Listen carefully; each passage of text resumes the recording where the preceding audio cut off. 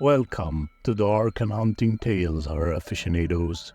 Prepare yourself for a bone-chilling journey as we delve into these spine-tingling tales of police encounters like never before.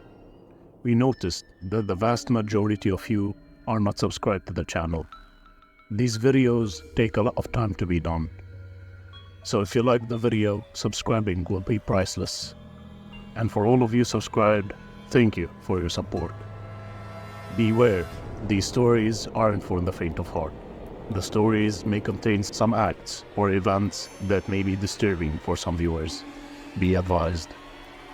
As always, are you ready to be terrified? Then let's begin.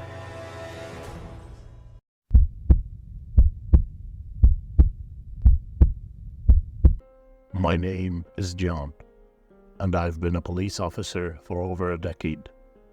I've seen my fair share of disturbing crime scenes, but nothing could have prepared me for that fateful night when I received a call that would lead me into a hidden room, a place of unspeakable horrors. It was a chilly evening in the quiet suburban neighborhood I patrolled. My radio crackled with a call from a concerned neighbor who lived next to an unassuming house.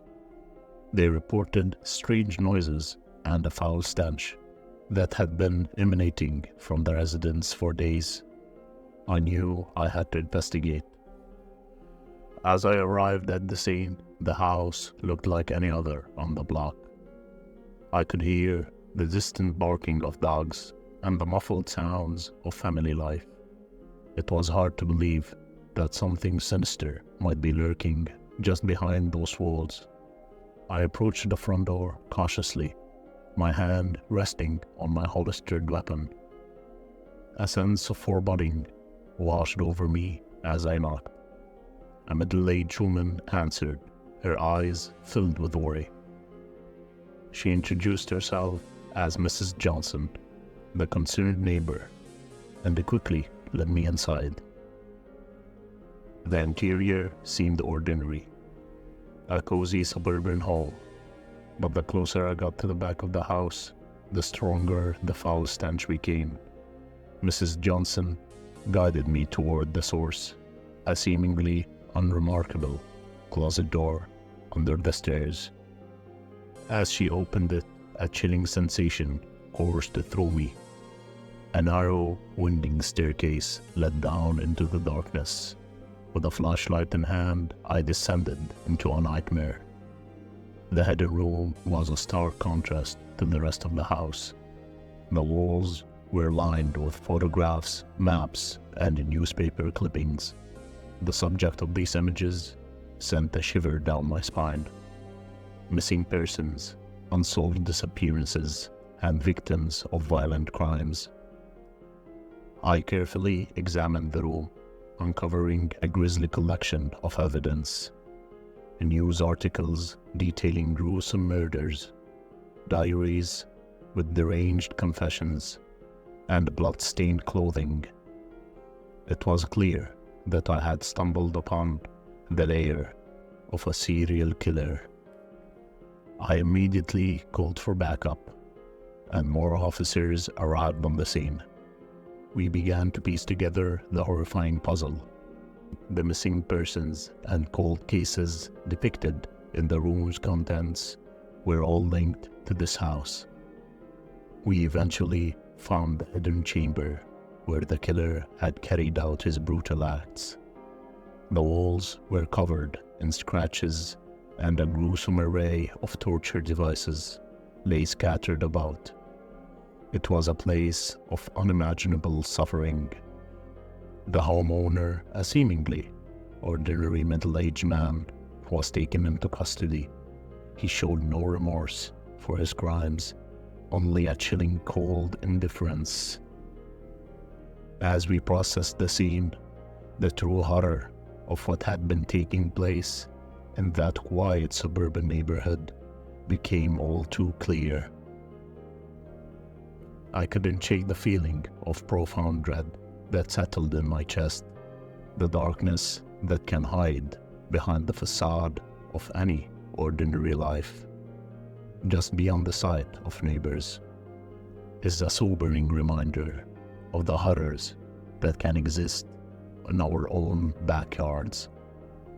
This case would haunt my dreams for years to come, and it served as a stark reminder of the evil that can lurk just beneath the surface of the familiar.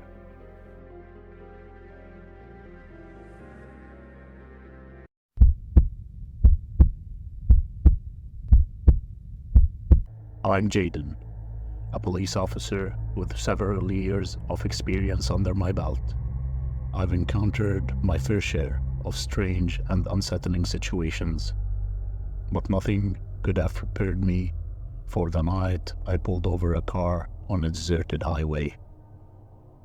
It was a moonless night, and all the illumination came from the weak beams of my patrol car's headlights. The highway stretched out ahead, seemingly endless, and my radio crackled with reports of a quiet night.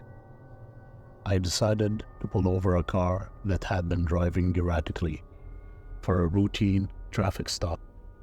I signaled the driver to pull over, and the car came to a halt on the shoulder.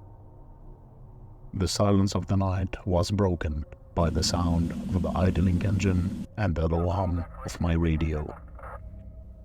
Approaching the driver's side, I couldn't see much through the tinted windows. My heart began to race as I noticed something unusual. The driver's face was hidden beneath a grotesque mask. My training had taught me to remain calm, but this situation felt deeply unsettling.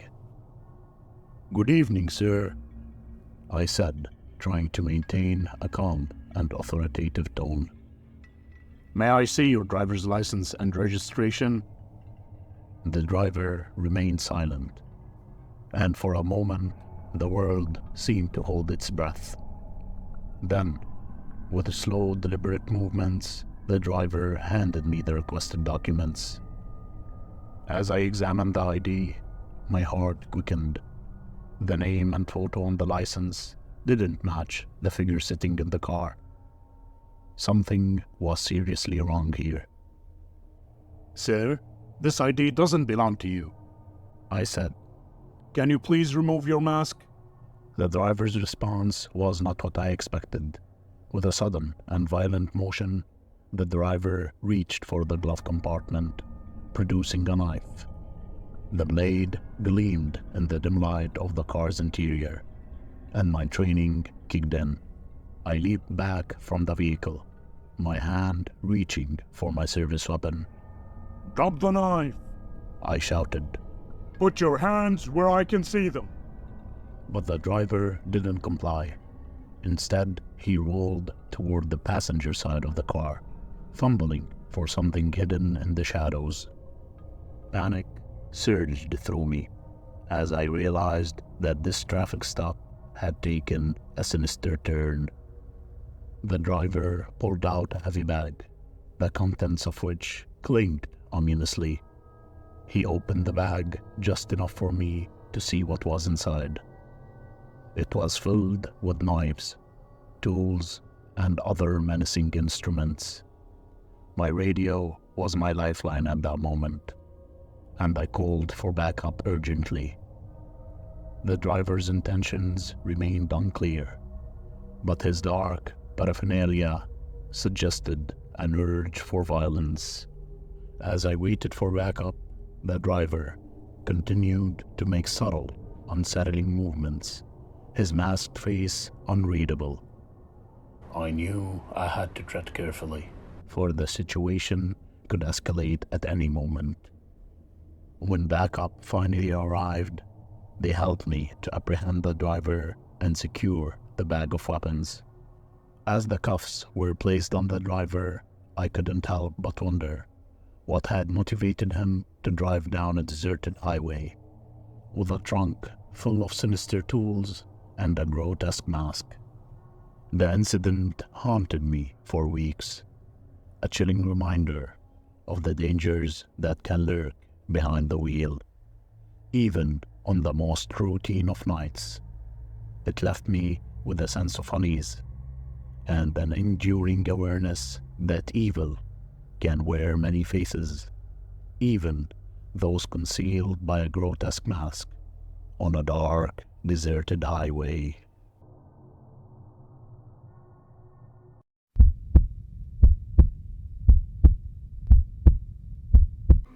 My name is Jack, and I've been a police officer for many years.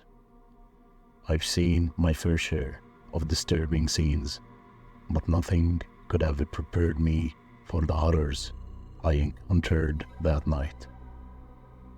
It was a dark and stormy night when a distress call came through the radio. I was patrolling the quiet outskirts of our town when the dispatcher's frantic voice echoed through the car's speakers. She spoke of a remote cabin deep in the woods and a disturbing situation that needed immediate attention. Without hesitation, I sped toward the cabin, my heart racing with a mix of anticipation and dread. The winding forest road felt like an eerie passage into the unknown. The canopy of trees cast long, ominous shadows, and the rain pounded on the windshield, as if the very heavens wept in anticipation of what I was about to uncover. Finally, I arrived at the cabin. It stood alone in the heart of the dense woods, its windows devoid of light. The rain-soaked gravel crunched beneath my tires as I pulled to a stop. With my flashlight in hand, I cautiously approached the cabin, my heart pounding like a drum. The door was slightly open, and I could hear eerie chants and the flickering of candles from outside. I pushed the door open gently, and there it was, a chilling, nightmarish tableau. Inside, I found a group of individuals, their faces contorted in madness, swaying into a haunting rhythm. Symbols drone in what looked like fresh blood covered the floor, and the air was thick with a putrid scent. It was like stepping into a twisted nightmare. The walls were adorned with crude and disturbing drawings, and in the center of the room, a woman lay bound to a makeshift altar. Her eyes locked onto mine, filled with terror, and she whispered for help. Her voice was barely a trembling breath. I couldn't believe what I was witnessing. A morbid, occult ritual unfolding before my eyes. These individuals were caught in a maddening frenzy, and it was clear that the woman's life hung in the balance. I knew I couldn't handle this situation alone, so I retreated from the cabin and radioed for backup. I also requested additional units to secure the area and make sure there was no escape for the cultists. As I waited for reinforcements, I watched the group through the cabin's window. Their eerie and twisted expressions sent chills down my spine. What were they trying to achieve with this horrifying ritual? I couldn't comprehend the extent of their madness. When my fellow officers arrived, we entered the cabin and confronted the deranged cultists. Chaos erupted as they resisted arrest with fanatical determination. It was a harrowing battle, but we managed to subdue them and rescue the terrified woman. The cabin was a treasure trove of dark evidence, filled with books of sinister incantations, blood-stained daggers, and other disturbing relics. The woman was shaken but unharmed, and she shared the terrifying ordeal she had endured. As we arrested the cultists and led them away in handcuffs, I couldn't shake the lingering feeling of dread. the malevolence and madness I had witnessed that night were beyond anything I'd ever encountered in my career. The remote cabin had been the setting for a horrifying game of madness, a glimpse into a world that lurked just beneath the surface of our seemingly peaceful town. That night would stay with me for the rest of my life, a reminder of the darkness that can fester in even the most remote corners of the world. It was a night I would never forget, a chilling journey into the heart of madness and a testament to the terrifying depth of human depravity. Thank you, horror aficionados, for watching our video. Remember, reality can be far more terrifying than fiction. Thank you for all of you subscribers for the support and making it to the end of the video. And for everyone new, welcome.